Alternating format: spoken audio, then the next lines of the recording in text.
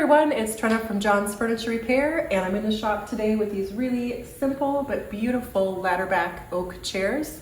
And we're not refinishing them, we're just doing a re-glue and a cleanup with some beeswax.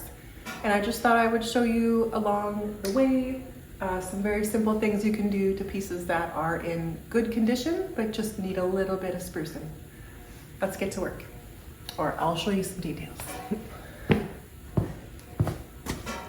Okay, we'll get you in a little closer here so you can see some details. So we have a pressed wood design on a solid oak chair. Really nice thickness on the pieces, like they're not too bulky. I like more of a delicate chair. Come down to a little curl foot and some turn pieces on the H-brace. And a really interesting angle, pretty heavy angle coming back to the ladder back of the chair. The corner blocks are kind of interesting. They're just a very thin half-inch piece that is in a groove. So kind of like a mortise and tenon type corner block instead of something that's screwed into the frame. So that's interesting. And yes, where are the seats? I'm not going to tell you because I have them, and I'll show you later, okay?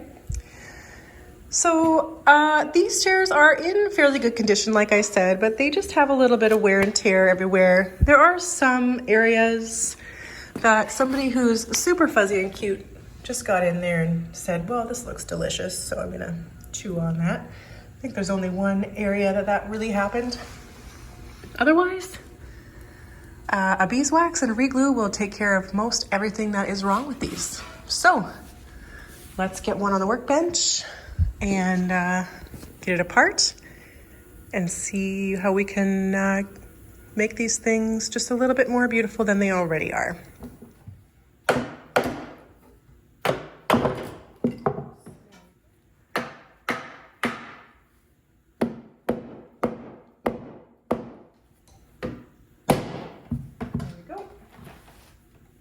Okay, so I got that one side out.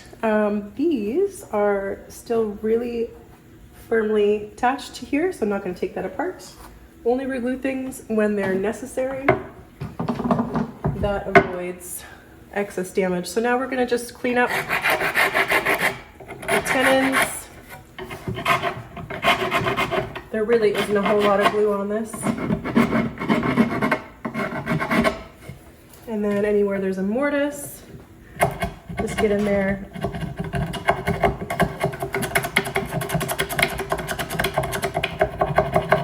and clean out. There's like nothing in here, but just rough up those fibers so the glue really grabs. And same thing on this guy. So let me get all this stuff full of glue, and then we'll pop this section together and work on the base.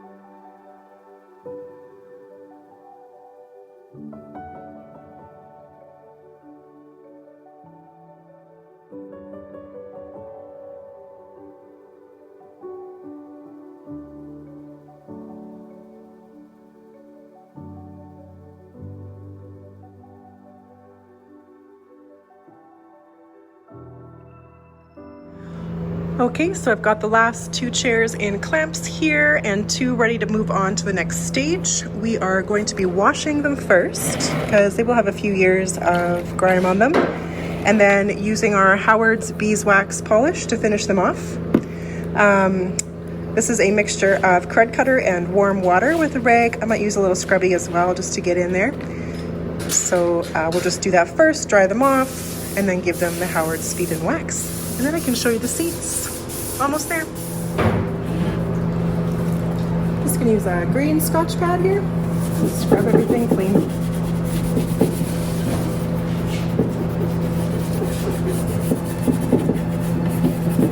It is okay to get your furniture a little wet. Don't leave it wet for a long time, but it's okay to get a little bit wet. You'll see I'm just gonna dry it off after I finish a section, so. Oftentimes just a clean itself can really make your furniture look way better. And there's my mom with lunch. These guys, these are a neoprene glider you can get at Richelieu, and they're safe on all types of floors, and they wear pretty well.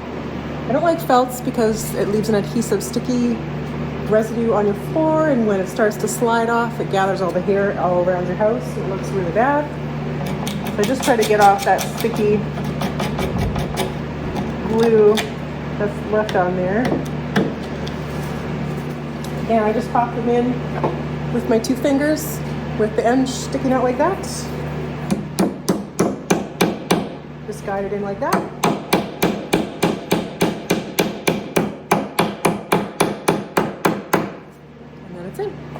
If it's really hard, you can pre-drill, but these are okay. Okay, so now I'm gonna get on with the beeswax here and give these puppies their shine back. Just gonna start at the top, work my way all the way to the bottom. This wood's really gonna pop.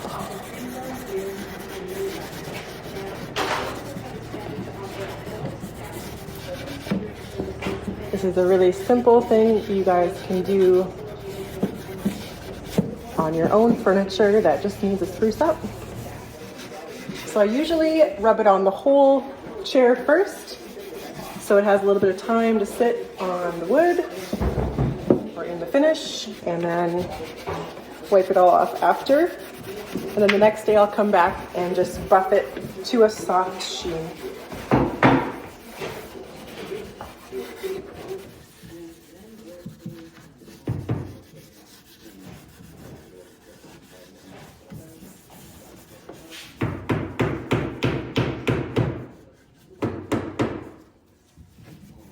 Okay, this is a perfect example right here on the end of a leg why we put glides on. So when you drag your chairs across any type of floor, it will eventually start pulling away at the fibers of the wood, and this chair has had some damage from that, so it's got a big chip out the bottom here. So I just thought I'd show you that. Okay, so I've got those all beeswaxed up. I'm gonna let this soak in. I leave quite a bit on, but you can already see it kind of soaking in and softening up. Just gonna let it all soak right into that wood. And then when we come back tomorrow, give it a nice soft buff with a clean cloth. I also forgot I had a couple of these putty spots with the doggy that chewed up a couple areas.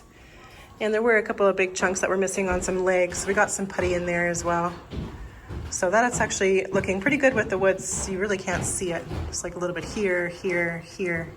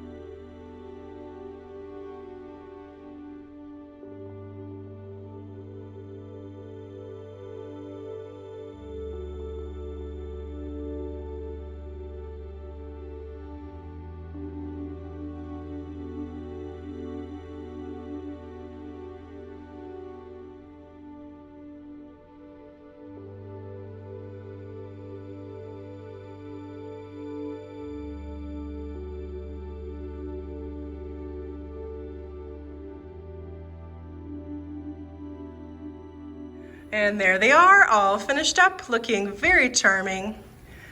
Don't you just love those seats? And guess where I got them from?